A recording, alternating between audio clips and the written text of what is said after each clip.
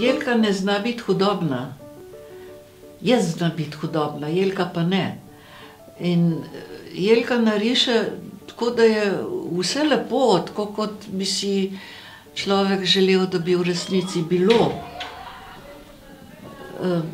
Pri Jelki ni nobene grotesknosti, pri Jelki ni nobene hudobije. Taka je. Pri meni je pa hudobije, veliko, včasih jo malo zatajim.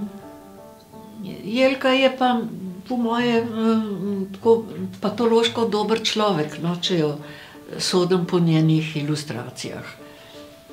Je pa absolutno prisrčna je.